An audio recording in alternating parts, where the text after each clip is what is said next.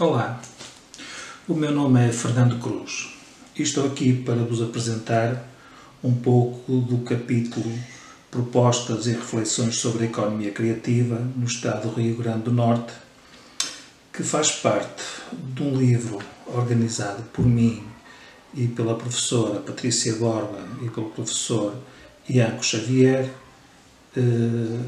a que demos o nome de Economia Criativa como vetor do desenvolvimento sustentável.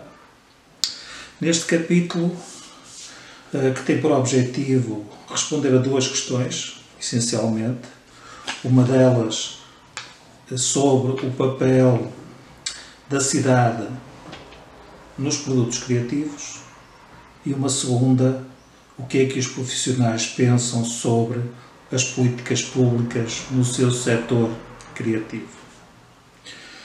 Como sabem, a economia criativa teve origem nos anos 90, com uma política australiana chamada Nação Criativa e depois com mais força no Reino Unido, através do Departamento de Cultura, Mídia e Esporte, que elaborou 2 relatórios e mostrou a importância dos setores criativos, ou também chamadas indústrias criativas. Para além disso, há ainda a salientar as organizações internacionais como o UNCTAD, a Organização Mundial da Propriedade Intelectual e a Unesco, que organizaram também conferências internacionais sobre economia criativa. Quanto ao Brasil, em 2012 é fundada a Secretaria de Economia Criativa, que no entanto é extinta em 2015 no mandato do presidente Michel Temer. Mas, apesar desta existência fugaz, marca em termos institucionais a necessidade de regulamentar, de apoiar, de acompanhar os setores criativos ou indústrias criativas. No meu capítulo, trato, em primeiro lugar, um dos pontos, é o conceito de economia criativa, que vários autores entendem ser um conceito em construção. Eu entendo que diz respeito às atividades económicas que têm por objeto a cultura, a arte e o património.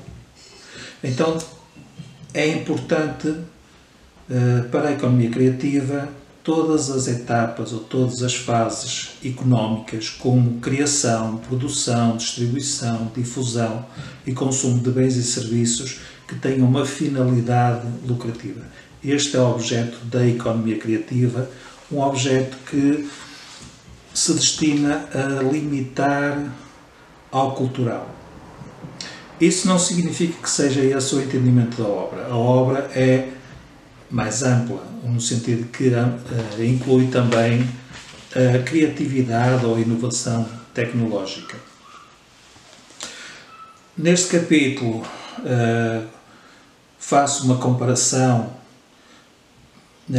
entre os setores criativos, apontados pela SEC, pela UNCTAD e pela FIRJAN, ou seja, a Federação das Indústrias do Estado do Rio de Janeiro. Esta FIRJAN tem interesse porque no Brasil há falta de dados quantitativos ou estatísticos. Nós temos estes dados que são apontados pela FIRJAN e que nos podem apoiar na caracterização dos estados, das cidades e da Federação Brasileira. Neste capítulo são tratados 4 setores criativos, como o artesanato, a música, a arquitetura e a história de quadrinhos. São aplicadas 18 entrevistas semi-estruturadas, mas não deixa de ser um estudo qualitativo. Estes setores enquadram-se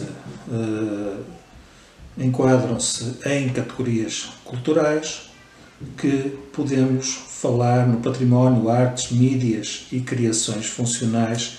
Então tem alguma representatividade, ou tem representatividade em relação aos setores criativos.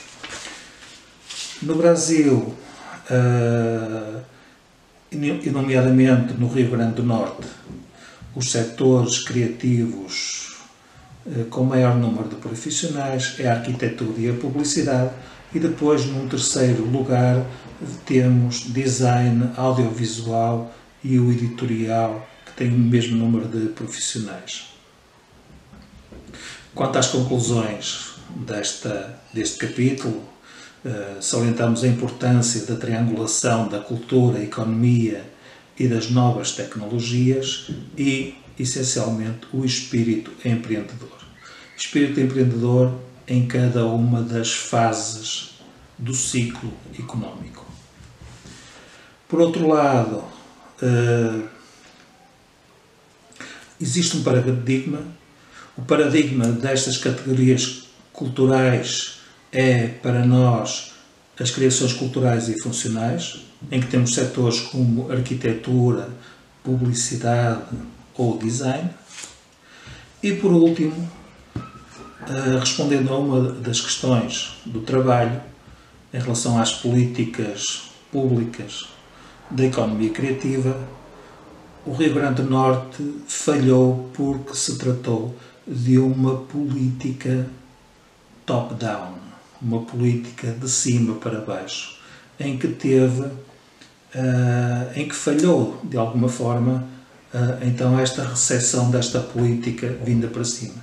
E ao falhar os Estados, ao falharem as cidades, falhou a própria política da Federação Brasileira, falhou a Secretaria da Economia Criativa, porque não conseguiu ter o apoio necessário para a implementação desta política.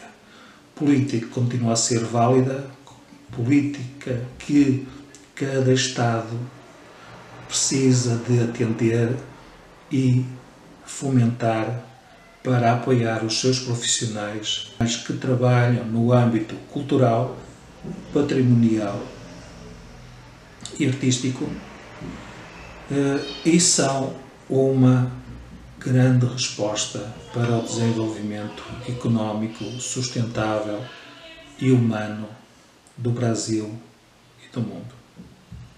Espero que gostem.